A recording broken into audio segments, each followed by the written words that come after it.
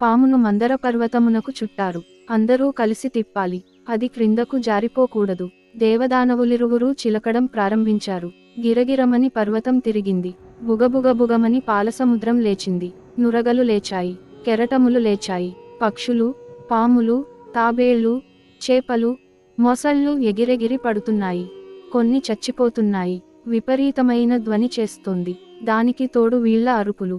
అంత కోలాహలంగా ఎవరి మానాన వారు మందర పర్వతమును గిరగిర తిప్పిస్తున్నారు.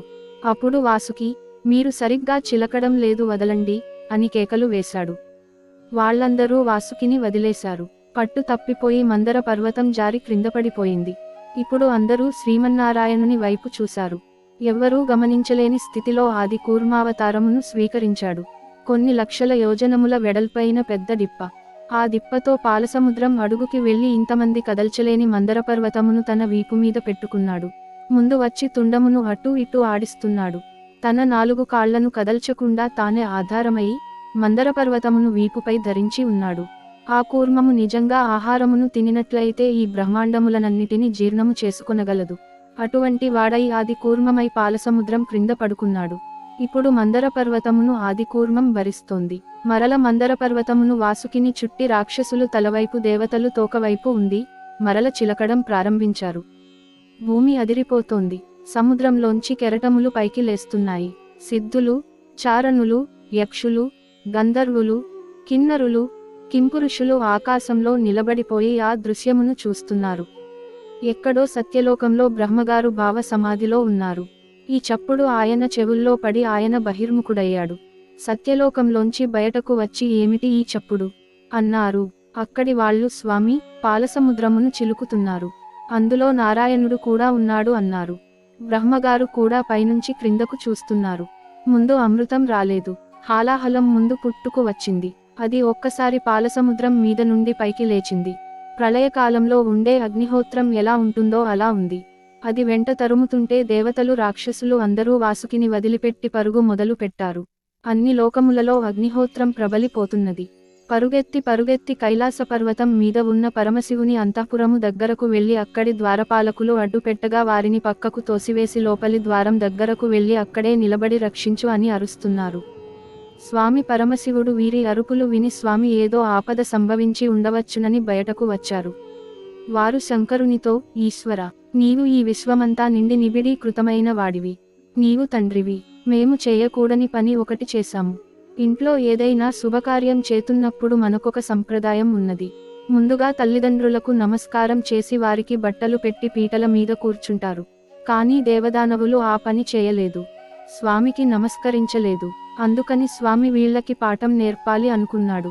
వాళ్ళు ఇప్పుడు చెప్తున్నారు, మేము మందర పర్వతం పెట్టి సముద్రమును చిలికితే హాలాహలం జనించింది. లోకములను కాల్చేస్తోంది. దయచేసి దానిని నీవు స్వీకరించవలసినది అన్నారు. 3 మూర్తులకు, 3 లోకములకు, 3 కాలములకు మూలమగుచు భేదమగుచు దుది నభేదమై యొప్పారు బ్రహ్మమవగ నీవ ఫాలనయన. నీవు భూతభవిష్యద్వర్తమాన రూపములలో ఉంటావు. నీవే బ్రహ్మ విష్ణు మహేశ్వరుల రూపంలో ఉంటావు. నీవే సృష్టికర్త, స్థితికర్త, ప్రళయకర్త రూపంలో ఉంటావు. అందుకని మూడింటికి ఆధారమైన మూలపురుషుడవు కనుక ఈశ్వర, ఈ హాలాహలమును నీవు పుచ్చేసుకో అన్నారు. వారి కోరికను విన్న పరమశివుడు వెంటనే పార్వతీదేవి వద్దకు వెళ్ళాడు. అమ్మవారు చిరునవ్వులు చిందిస్తూ తాంబూలం వేసుకుని కూర్చుంటుంది. శంకరుడు ఆమెవంక చూసి, కంటే జగముల దుఃఖము వింటే జలజనిత విషము వేడిమి. ప్రభువై యుంటకు నార్తుల యాపద గెంటించుట ఫలము. గాదె కీర్తి మృగాక్షి. ఈ ఘట్టము వినిన వాళ్లకి కొన్ని కోట్ల జన్మల వరకు ఐదవతనం తరిగిపోకుండా కాపాడుతుంది. ఈ ఘట్టంలో అమ్మవారి మంగళ సూత్రం గురించి వస్తుంది. చూశావా పార్వతి, నీళ్లలోంచి వేడి పుట్టింది. పాపం పిల్లలందరూ ఏడుస్తున్నారు. ప్రభువు అన్నవాడు బిడ్డలకు కష్టం వస్తే ఆదుకోవాలి. అందుకని వాళ్లను రక్షించాలని అనుకుంటున్నాను అన్నాడు. ఆవిడ సమస్త బ్రహ్మాండములకు అల్లి. మాతృత్వము ఒక్కొక్కసారి భర్తృత్వమును కూడా తోసేస్తుంది. అది తల్లితనానికి ఉన్న గొప్పతనం. అందుకని మాతృత్వమును ఆమెలోంచి ఉద్భుతం చేస్తున్నాడు శంకరుడు.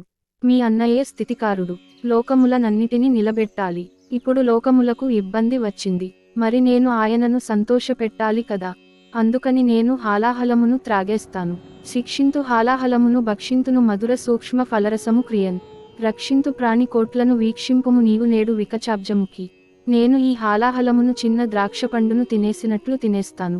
దానివలన నాకేమీ ఇబ్బంది రాదు. అలా చేసి ఈ ప్రాణికోట్లనన్నిటిని రక్షిస్తాను. అది నా దివ్యమైన లీల. నాకేమైనా అవుతుందని నీవేమాత్రం బెంగ పెట్టుకోనవసరం లేదు. నేనెలా తినేస్తానో సంతోషంగా చూస్తూ ఉండు అన్నాడు. అప్పుడు పార్వతీదేవి, సరే, మీకు ఎలా ఇష్టమైతే అలా చేయండి అంది. మృంగెడువాడు విభుండని మృంగెడిది గరళమనియు మేలని ప్రజకు మృంగుమనె సర్వమంగళ మంగళ సూత్రంబు నెంత మది నమ్మినదో. ఆవిడకు శంకరుడు త్రాగబోయేది విషం అని తెలుసు. విషం త్రాగితే ప్రమాదమని తెలుసు. త్రాగుతున్నవాడు తన భర్త అని తెలుసు. అయినా త్రాగమంది. ఆవిడ సర్వమంగళ, అందుకని తాగేయమంది. శంకరుని జీవనమునకు హేతువు పార్వతీదేవి మెడలోని మంగళ సూత్రమని పోతనగారు తీర్పు ఇచ్చారు. దేవతలందరూ జయజయధ్వానాలు చేస్తుంటే హాలాహలమునకు ఎదురు వెళ్లి దానిని చేతితో పట్టుకుని ఉండచేసి నేరేడు పండంత చేసి గబాలున నోట్లో పడేసుకుని మింగేశాడు. ఎదురు వెళ్ళినప్పుడు కాని, పట్టుకున్నప్పుడు కాని, నోట్లో పెట్టుకున్నప్పుడు కాని, మృంగినప్పుడు కాని వేడిచేసి ఆయన ఒంటిమీద ఒక్క పొక్కు పుట్టలేదు. ఇంత చల్లటి చంద్రుడు కందిపోలేదు. ఆయన చల్లని చూపులతో అలానే ఉన్నాడు. శంకరుని పాదములు నమ్ముకున్నవాడు హాలాహలం లాంటి కష్టము వచ్చినా కూడా అలా చల్లగా ఉంటాడు. అటువంటి వానికి బెంగ ఉండదు. ఆయన నోట్లో పెట్టుకుని మృంగుదామనుకున్నాడు. కంఠం వరకు వెళ్ళింది. ఉదరము లోకంబులకును సదనంబాగు తెరిగి శివుడు చటుల విషాగ్నిం గుదురుకొన గంట్బిలమున బదిలంబుగా నిలిపే సూక్ష్మ ఫలరసము క్రియన్ మింగేస్తే అడుగున అధోలోకములు ఉన్నాయి. కాలిపోతాయని మింగలేదు. పైన ఊర్ధ్వలోకములు ఉన్నాయి. కక్కితే ఊర్ధ్వలోకములు పోతాయి. పైకి వదలలేదు, క్రిందకి వదలలేదు. కంఠంలో పెట్టుకున్నాడు. ఆయన అలా చేసేసరికి పార్వతీదేవి చాలా సంతోషించింది. లోకం పొంగిపోయింది. అప్పటి నుండి ఆయనకు నీలలోహితుడు, నీలగ్రీవుడు అని పేరు వచ్చింది. ఆయనకు నీలకంఠుడు అని పేరు. నీలకంఠ అని పిలిస్తే చాలు ఆయన పొంగిపోతాడు. హాలాహాల భక్షణం కథ వినిన వాళ్లకి 3 ప్రమాదములు జరుగవు. ఈ కథ వినిన వాళ్లని పాము కరవదు. హాలాహల భక్షణం కథను నమ్మిన వాళ్లని తేలు కుట్టదు. అగ్నిహోత్రంలో కాలిపోయే ప్రమాదములు రావు. అంతంత శక్తులు ఇటువంటి లీలలయందు ఉన్నాయి. వాటిని క్షీరసాగ మదనంలో ఆవిష్కరించి వ్యాస భగవానుడు ఫలశ్రుతి చెప్పారు. మళ్ళీ అందరూ బయలుదేరి ఆనందంతో పాలసముద్రం దగ్గరకి వెళ్ళిపోయారు. క్షీరసాగరమదనం మొదలు పెట్టారు. అలా మదిస్తుంటే సురభి కామధేనువు పైకి వచ్చింది. ఆ కామధేనువుకి అందరూ నిలబడి నమస్కారం చేశారు. దేవమునులకు లౌకికమైన కోరికలు ఉండవు. వారు కామధేనువు పాలతో హవిస్సులను అర్చిస్తాము అని అన్నారు. లోక కళ్యాణార్థం హవిస్సులను ఇస్తారు. ఆ గోవును స్వామి దేవమునులకు ఇచ్చి మీరు దీని పాలతో దేవతలకు హవిస్సులను అర్పించాలి. అప్పుడు దేవతలు సంతోషించి వర్షములు కురిపిస్తారు. అందరూ బాగుంటారు. అందరికీ పనికి వచ్చేవాడికి కామధేనువు ఉండాలి. అందుకని కామధేనువు దేవమునులకు ఇవ్వబడింది. వారు దానిని పుచ్చుకున్నారు.